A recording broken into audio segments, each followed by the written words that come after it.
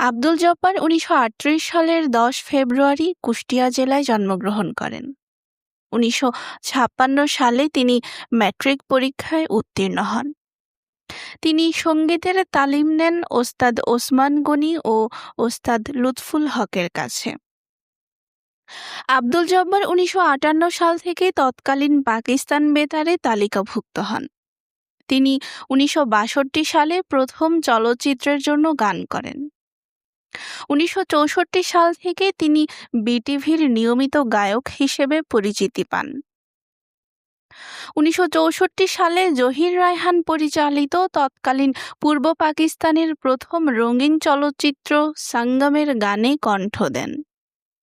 ১৯৬৮ সালে এতটুকু আশা ছবিতে সত্য সাহার সুরে তার গাওয়া তুমি কি দেখেছ কভু গানটি জনপ্রিয়তা অর্জন করে।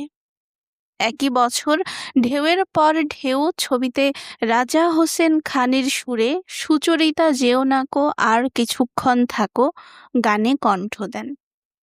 রবিন ঘোষের সুরে তিনি পিচ ঢালা পথ ছবিতে পিচ ঢালা এই পথটারে ভালোবেসেছি এবং নাচের পুতুল ছবির শিরোনাম গান নাচের পুতুলে কণ্ঠ দেন। ১৯৭৮ সালে সারেঙ্গো চলচ্চিত্রে আলম খানের সুরে ওরে নীল দরিয়া গানটি দর্শকপ্রিয়তা পায়।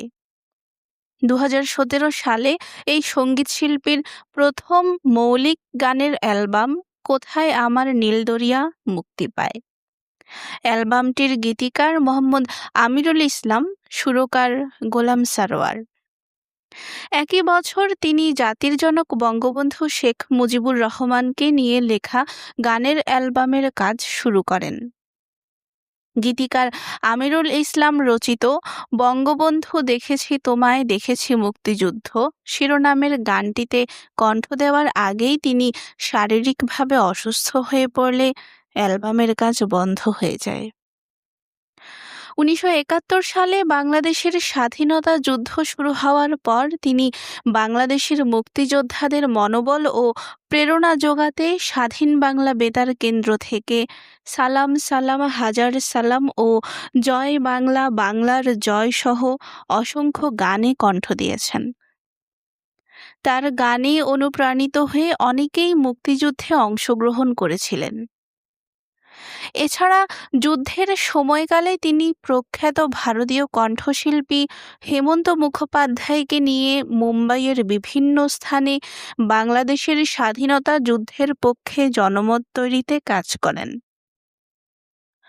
তৎকালীন কলকাতায় অবস্থিত বাংলাদেশের মুক্তিযোদ্ধাদের ক্যাম্প ঘুরে হারমোনিয়াম বাজিয়ে গণসঙ্গীত পরিবেশন করেছেন, যা মুক্তিযোদ্ধাদের প্রেরণা জুগিয়েছে। তিনি স্বাধীন বাংলাদেশ সরকারের ত্রাণ তহবিলে সে সময় বিভিন্ন গণসঙ্গীত গেয়ে প্রাপ্ত ১২ লাখ রুপি দান করেছিলেন।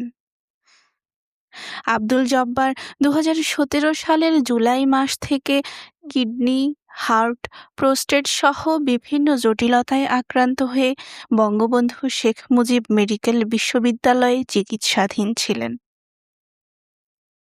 শারীরিক অবস্থার অবনতি হলে তাকে ১ আগস্ট নিবিড় পরিচর্যা কেন্দ্রে নেওয়া হয়। ৩০ আগস্ট তিনি এই হাসপাতালে নিবিড় পরিচর্যা কেন্দ্রে চিকিৎসাধীন অবস্থায় মৃত্যুবরণ করেন।